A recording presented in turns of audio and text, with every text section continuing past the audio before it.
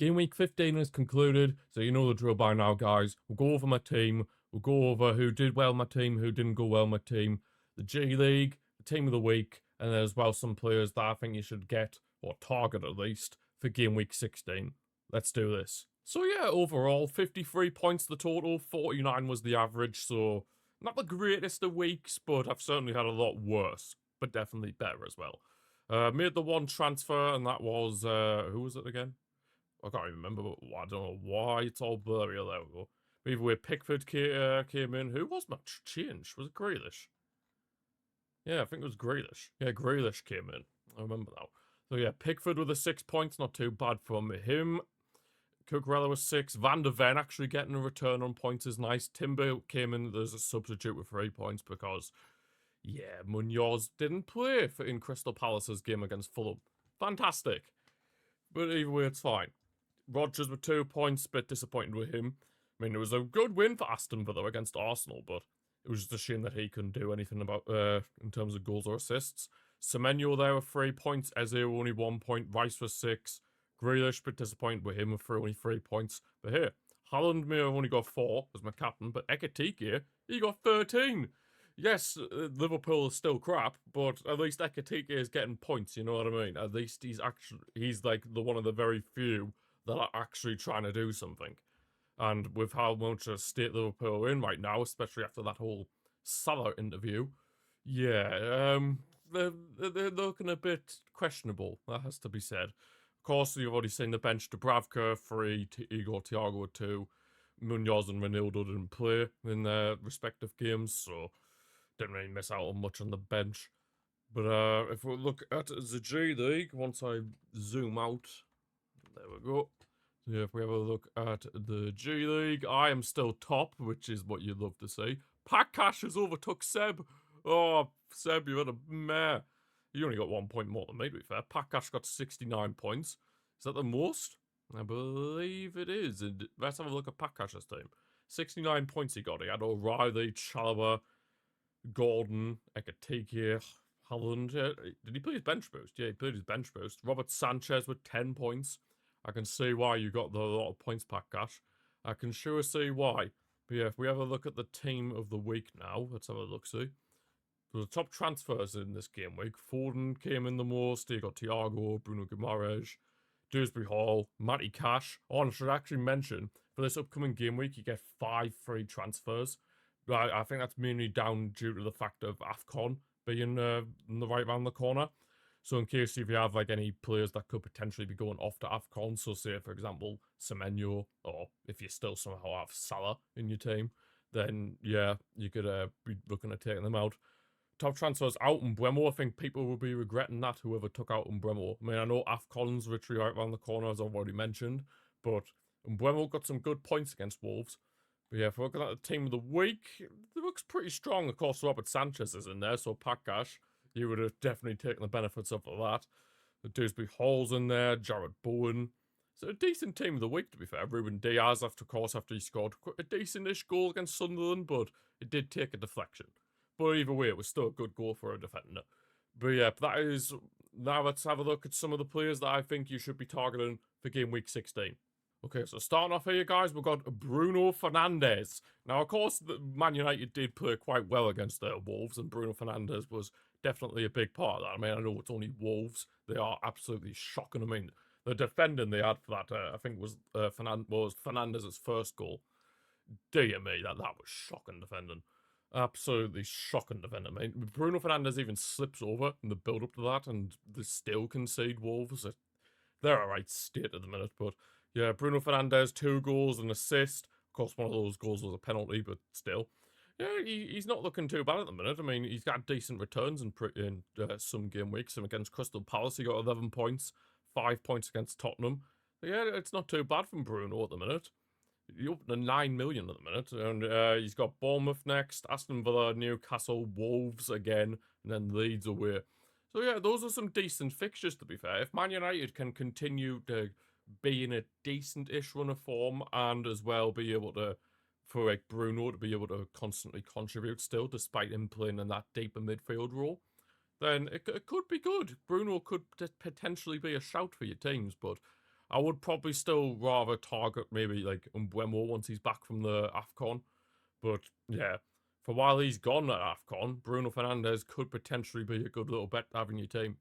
Going over to the other side of Manchester, we've got Ryan Cherky. Now, it looks like he's one of Pep's favourites at the minute. He's getting a lot of game time in this City side. Of course, got 2 assists in Man City's big win over Sunderland at the weekend. 3-0 win there. Got 3 bonus points as well, Cherky, on top of those 2 assists.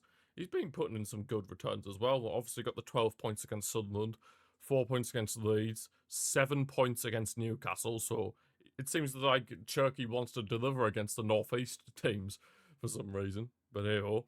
They've got Man City's fixtures coming up. Crystal Palace away could be difficult. West Ham at home, they should be winning that realistically. Nottingham Forest away, they should be winning. Sunderland away could be a bit more difficult than what the previous fixture was against them, but I still see City being able to win that with the quality that they have. And then Chelsea at home.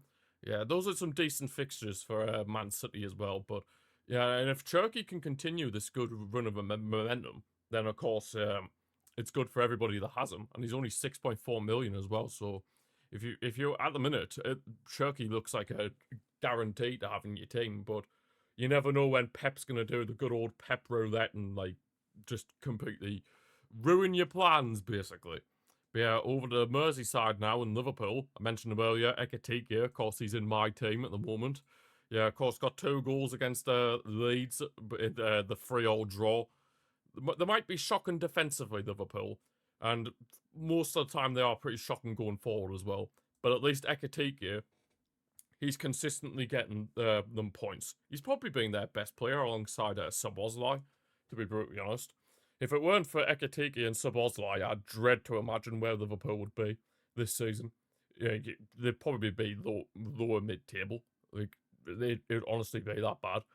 I mean, of course, Ekitike has struggled in previous weeks before this game against Leeds. Of course, only got the 1 point. But obviously, that was when Isak was, like, trying to get integrated into the team. But Slot hasn't really gone with Isak recently. But yeah, Liverpool's fixtures, Brighton at home. I mean, all these fixtures are really like hard to predict with the way Liverpool have been this season.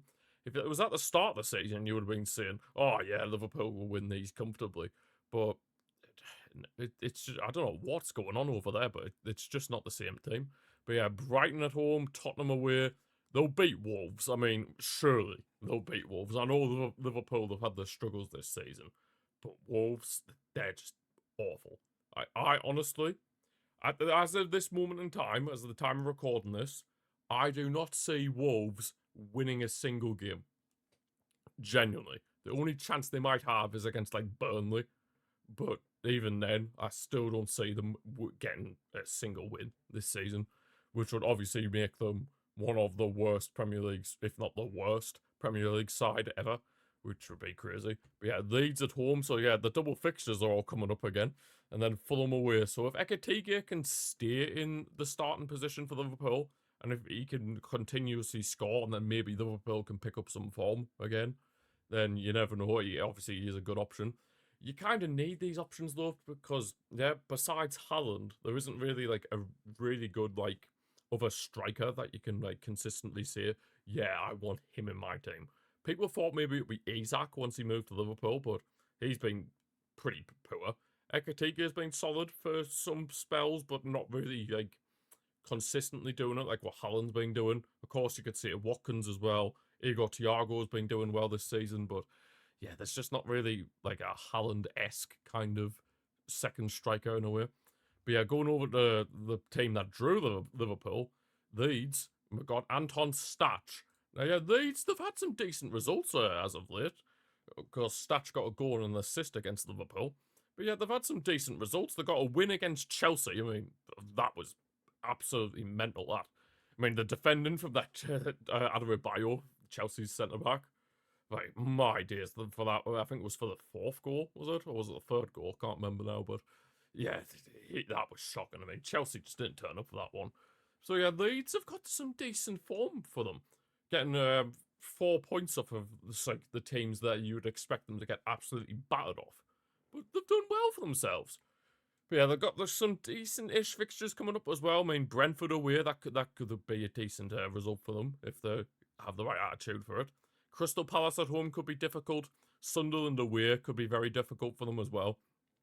Liverpool at Anfield, I mean, if they can put in the same sort of performance as what they did at home against Liverpool, then you just never know. And then Man United at home, of course, the Leeds fans will be up for that one because obviously Leeds and Man United don't exactly like each other.